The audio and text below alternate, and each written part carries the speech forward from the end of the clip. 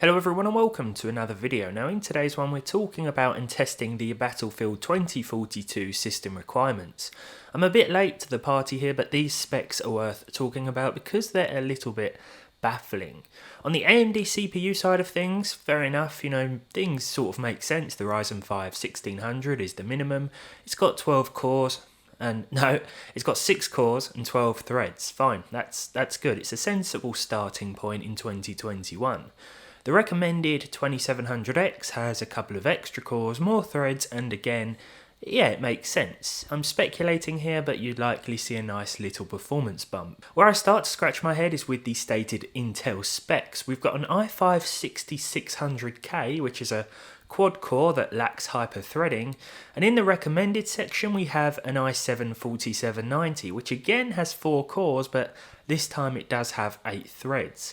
It's older than the 6600K, but maybe the 8 threads will mean that it does indeed perform better. When I saw these specs, I thought, oh, maybe the game is just better optimized for Intel, because these two chips aren't really comparable to the AMD suggestions. Maybe the 4790 will put up a surprising fight. I don't have one at the moment, so I can't say.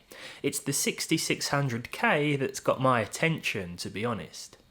First up though, and as far as graphics cards are concerned, the 1050 Ti, which is stated in the minimum spec section, well, this does okay. I can't speak for the RX 560, but the Nvidia card offers what I'd expect from a minimum spec GPU. It offers a little more, in fact.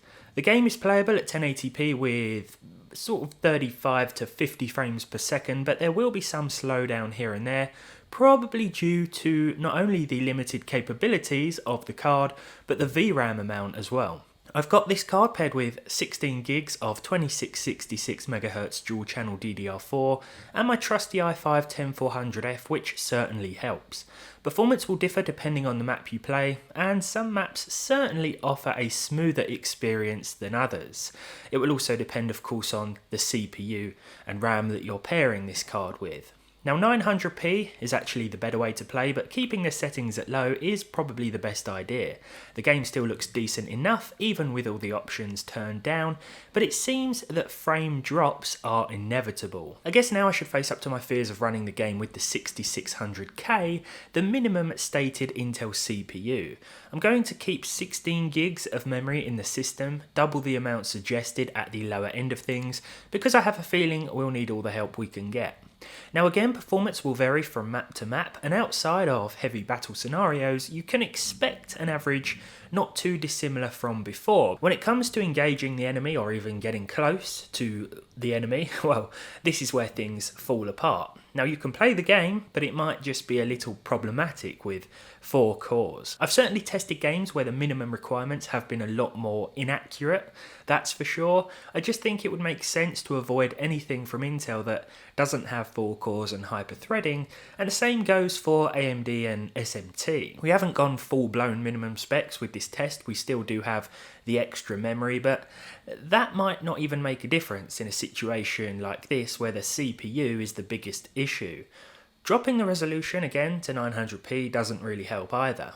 Actually, no, the stuttering, it does seem to be reduced a little bit, but again, this varies on a map-to-map basis, and to be honest, it's still going to feel pretty juddery and unplayable in some instances. So to conclude, the 1050 on its own, or the 1050 Ti on its own, well, that's not a terrible shout from EA. It is a suitable minimum, though you will still experience some slowdown, which may be infrequent in some maps and game modes, and very noticeable in others, but there we go. This has been a quick look at the Battlefield 2042 minimum specs. I hope you've enjoyed this video, and I hope it helps you out. If you did, leave a like on it down below, leave a dislike if you didn't. Subscribe to the channel if you haven't done so already, and hopefully I'll see all of you in the next one.